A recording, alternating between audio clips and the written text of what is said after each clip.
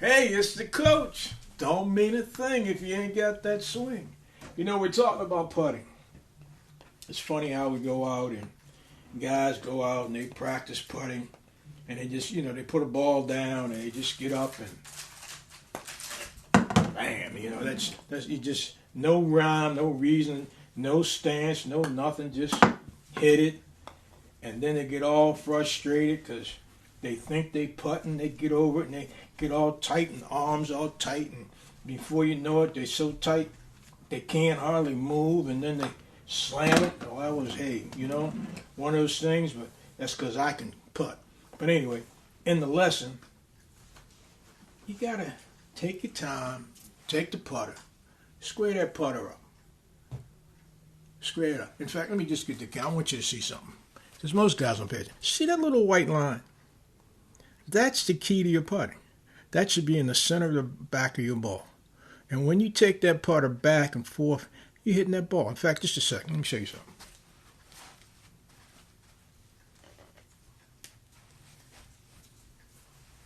Just do this. White line. See that? That's the line that most you guys, you line up. I don't use it, but, you want that to be even. So when you go back, boom, it's right there. It's right there. You're not hitting over here or over there or turning the club sideways, pulling the ball or hitting it open. You want to keep it square. So if this is square, square equals square. What's that, pi times whatever? I shouldn't even say it because I don't know anything about algebra. I really don't. But I shouldn't say it either because I do know that 2 plus 2 is 4. It's basic math. And in this case, 1 plus 1, your putter and your ball. I'm just going to put it out. I don't line it up. That's not my thing. But I have a routine. And my routine is this. I will get behind the ball. I will look at the hole. I will get an idea of what I think the break may be. I will put the club in my right hand generally. Set my club in my line that we just talked about behind the ball. Okay? I will get my feet balanced where I feel comfortable. Then I will put my left hand, let the club go, re-grip. Sometimes I'll take a stroke because I want to be loose. You always want to take a stroke. You ain't got to take 25, but just something to kind of loosen your arms, loosen your body. Again, refocus, boom, boom, head behind the ball, just slightly. I want to look out of this eye to the back of the ball. I want to take a nice stroke back. All right? I missed it. But that's okay because that was a good stroke. Now let's try this again. Same thing, 6 foot out. Remember we talked about that dreaded 6-footer. Yes, Lord. And we know we were good because the ball traveled the whole time within the white lines. But let's go again. Okay?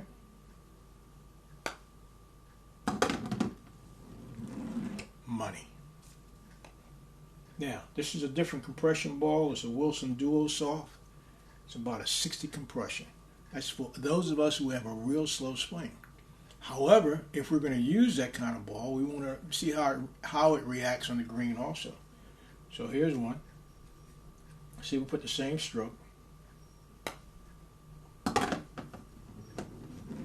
Money.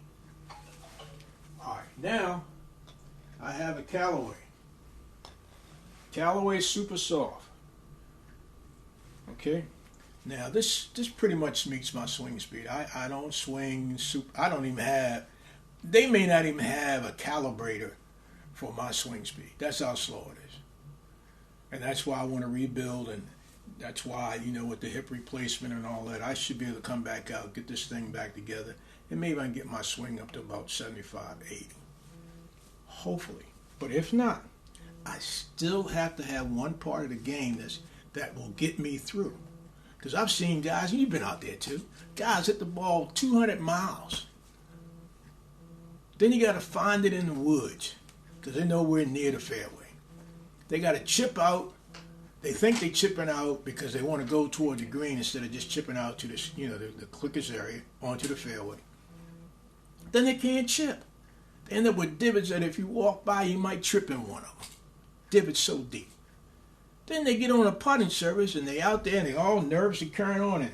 They give you one of these.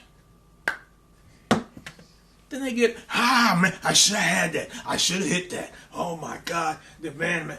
Nah, come out there with some smoothness. Look your best. I know a lot of you guys come out there just putting on anything, but look like a golfer. You know, you go to a baseball game, even Little League. Little League ball player, you can't tell them nothing. They look good. Little League football. They're not out there in khakis and shorts. They're out there in their uniform. So whatever your uniform is, your golfing attire, whatever it is, you want to feel comfortable in your attire. That's important. That's important. You want to make sure your golf shoes feel good on your feet because, you do a lot of walking. You want to make sure that your golf club feels good in your hand. And like I said, you want to address that ball, get nice and smooth over it. You know? Hey, you notice I don't even have my cane right now. That's how good the coach feels. Now, I might have to pay for it later, but you know how it is. Let's see what we can do here. Take a look at the hole once or twice. Make sure I'm centered. Oh, I just love that sound. I love that sound. That sounds better sometimes than Ooh Poopy Doo. You know what I'm saying? You remember that song back in the day, Ooh Poopy Doo? Yeah. I gotta stop telling my age. The youngsters don't know anything about that. Ooh Poopy Doo. Y'all, I know y'all folks know this one. Slipping in the slide, peeping in the hide. That's what we do out there in that golf course. Slipping in the slide.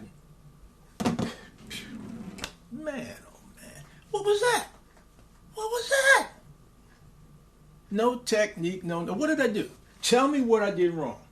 Tell me what I did. Even right here in the house, I got lines. What did I do wrong? Tell me what I did wrong.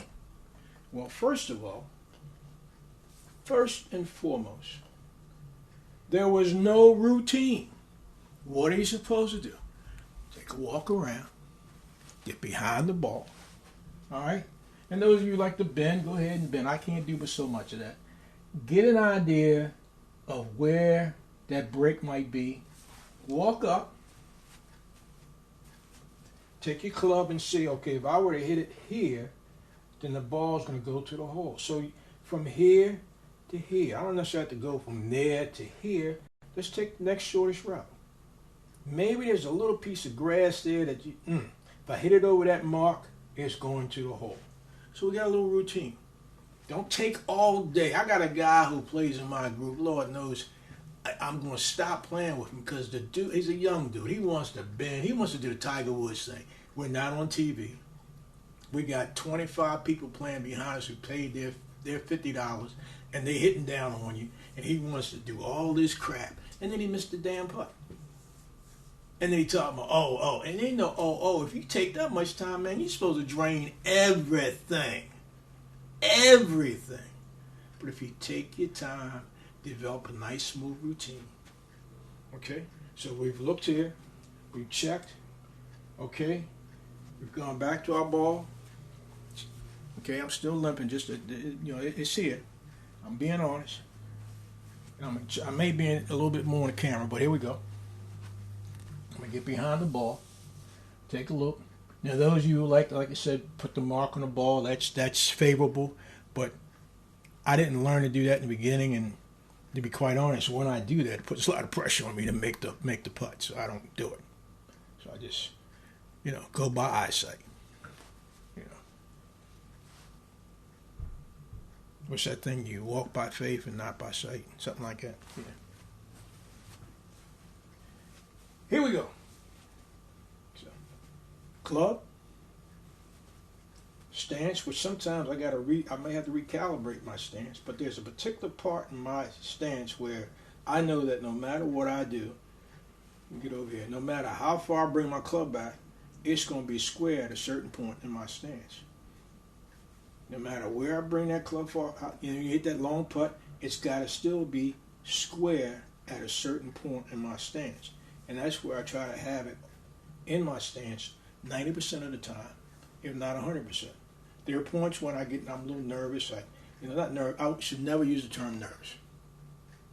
There are times when I rush and I'm not focused. Focused.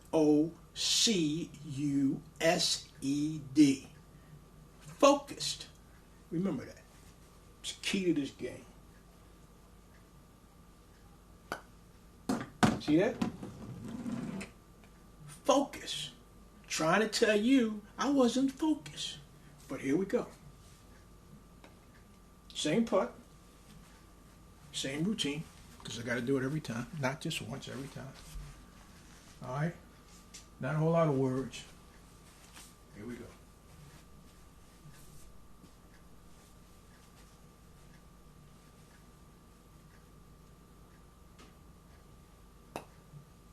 Pure. Pure. The one thing I didn't do, and maybe we'll start having contests for you to pick up, what are the little things I'm not doing when I'm putting? The one thing I didn't mention was that I did not have my head behind the ball. Out of all the stuff I did, my head was literally in front of the ball, which meant when you watch that putt, it went where? To the right. Because what? I couldn't get the club through. It's just like even when we go in here, and we got the headway there, and we can't get that shoulder turn, and what happened? We're open, and you're hitting what they call a cut, but in common knowledge, you done hit a goddamn slice, a banana slice, and we're not playing bananas, What's that thing? A banana float. I think that's what it was back then. How's the last time you had one of those? Guys I play with, you think that's all they eat. Banana slices all day long. They're in the woods. They're bothering the damn squirrels. The deers can't have a chance to even get something to eat. The chipmunks. Do you play with guys who just love to be with wildlife? They need to be at the zoo somewhere. This is a golf course. But anyway, that's neither here nor there. Let's get back to making this putt. Routine. Behind the ball. All right. Got it. Maybe I want to check. Just to see.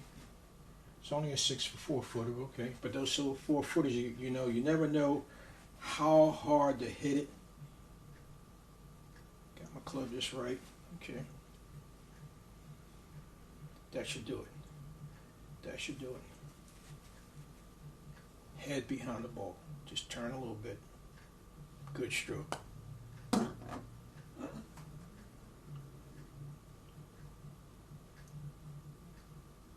Uh-oh. Let's try that again. Shh, don't tell nobody. Don't tell nobody. I thought that was a good damn stroke.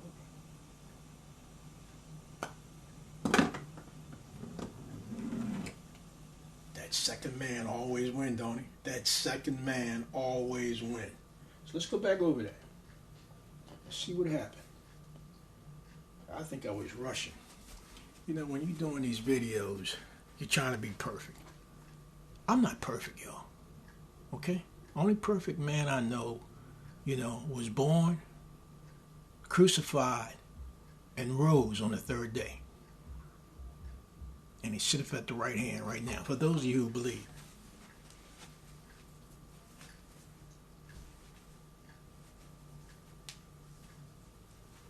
Too tight on the ball. See that? I was too tight on the ball.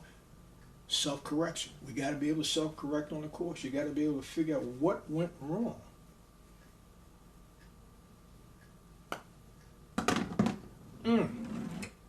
So let's just do that now without the routine.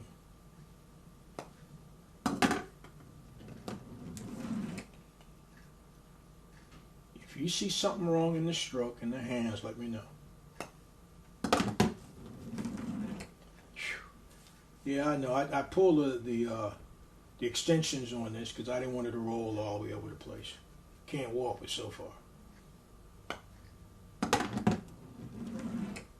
You say, well, you're only hitting from 4 feet. Let me tell you something. When it's on the line, That 4-footer will make you scream mama, make you cry for your mother and your daddy and your dog. That 6-footer, when that money is on the line, will make you feel like that boy who had a chance to get his PGA card. He only had a 2-foot tap in, and he missed it. So now you got to start all over again. I don't know how hard it is, but they say that getting into the Q school to go pro is one of the toughest things you can do. It's got to be tough because we don't have any brothers and sisters out there, and there's not enough of them. And I'm worried about that. You know, I grew up with, not Tiger, I grew up with Calvin Pete. You know, smooth Calvin Pete with the Kangol. Calvin Pete was a bad boy. Look him up when you get a chance. Yeah, when I saw a little bit of Jim Thorpe. I heard about him. Guys I played with had played with him and his brother. And say that his brother was better than Jim, but I don't know. I played with a couple of guys who were pros in their day and taught me some lessons. But unless you repeat those lessons over and over again, you soon forget them. So, but I'm just, like I said, I'm here. I just want to talk to you guys about that 6-foot putt when it's all on the line. And you got to make it because everybody's watching you and hoping you miss.